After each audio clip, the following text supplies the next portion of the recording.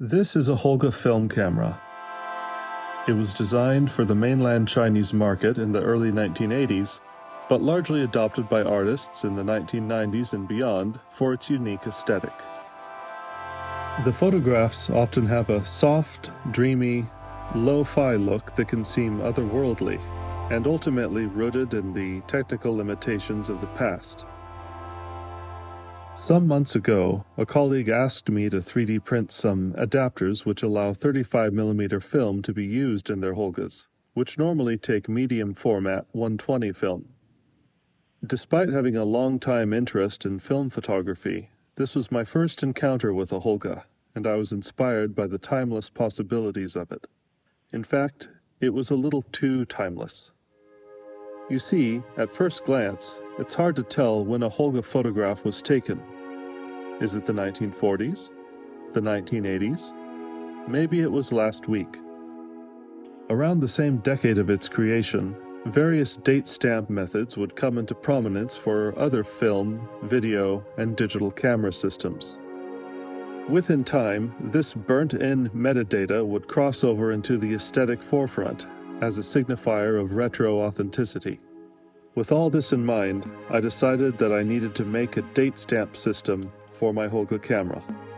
Since 120 film has a paper backing, the traditional 8-segment backlit data system found on some 35mm cameras wouldn't suffice. It would need to be projected onto the emulsion side of the film from within the camera. I owe a lot of my understanding of these earlier date recording cameras to Ben Krasnow of Applied Science, who explained the technology behind these original film date stamps very well in his own teardown video. I recommend checking it out. At first, I thought I would employ the mechanism of an LCD watch, but the miniature complexity of it proved to be too much for my skill set and time frame. These date recorders work on a very simple principle of projection. When a light is shown through an LCD display or any open aperture, it can cast a sharp image on a nearby surface, but only if the light is far enough away for the filtered light to consist of the straightest light particles. In a 35mm camera, which exposes the date from behind the film, the distance between the projection stencil and the film surface is minimal. The light source needs to be only a short distance from the stencil. However, to project onto the front of 120 film, the stencil needed to be further away from the film surface, and the light source even further, much longer than what could be built inside the camera.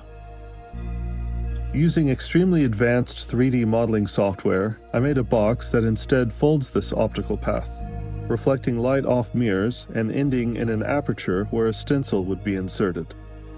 And above the aperture, a hole in the base of the camera, open to a 45-degree angle mirror directing the stenciled light to the negative. The LED came from a scrapped dynamic message sign. This unintentionally ensured the classic orange text as found in date-stamped color photos, despite the latter occurring due to the dark orange hue of color negatives. Everything was precariously in place. A date stencil was cut from a piece of cardstock with a laser cutter. The light itself was soldered directly to the camera's shutter, triggering the LED instead of a camera flash. A piece of wax paper confirmed the operation of the optical path and stencil. I got ready for its first test on a trip out of state. It was with great anticipation that I awaited the processing of the first roll, but what awaited me was hardly encouraging. Did it even work? Was the LED exposure time too brief? I could at least see the faint orange light in the corner of some images. I wondered if the text might be too thick and the light exposure time too short. I then exposed another roll of film in black and white with a thinner font on the stencil. I decided to forego the shutter-triggered light and instead hot-wired the LED for roughly a half second before or after the photo exposure. And I believe the larger mirror inside the camera helped to reflect spurious light rays from behind the stencil. I cut a variety of text and patterns and exposed a test roll of black and white 35mm film at varied times. Legibility was somewhat improved. For the next test, I even taped a thin piece of exposed film between the lens and the negatives, so a little shadow would be cast on the area of date exposure. These improvements worked, kind of. Even though I was now cutting the cardstock on the narrowest vector line, I was still fighting the physics of projected light and its resulting halation. It seemed like I had reached a dead end with this method. But while talking about this problem with the student, I realized a distinct advantage of the Holga camera. You have complete control over how far the film is wound after each exposure. The shutter is not reset by winding the film.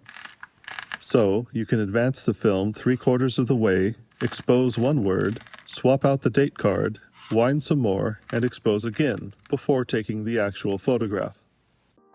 With this approach, I finally reached satisfactory results. With this system functioning, I could explore other impressions as well. My dad even suggested that the time could be recorded, but this requires either even more faith in the photographer's assertion of validity or simple patience in finding external validation. I always try to make my projects understandable and approachable to those who are curious about exploring a new aesthetic. While 3D printing has fallen in price in recent years, laser cutting remains prohibitive for those outside of academic and corporate institutions. As I began to bring this project towards its conclusion, I wondered if there wasn't an easier way to imprint data onto Holga photographs. Having recently come into some carbon paper for typewriters, I tried making a stencil to fit inside a handheld slide viewer. This can then be held against the lens, exposed against bright light, and then a photograph can be taken. It worked effortlessly on the first try. It seems that any apparatus that can be held to an eye works when held up to the lens.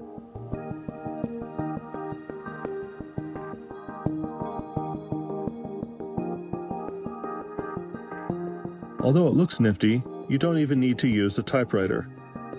A ballpoint pen works fine. I would think that a package of carbon paper and a slide viewer is much more approachable than a 3D printed box with laser-cut stencil slides bolted to a permanently altered camera. When metadata is brought to the forefront, a new era of context is introduced to a timeless aesthetic. Thanks for joining me on this Holga Date.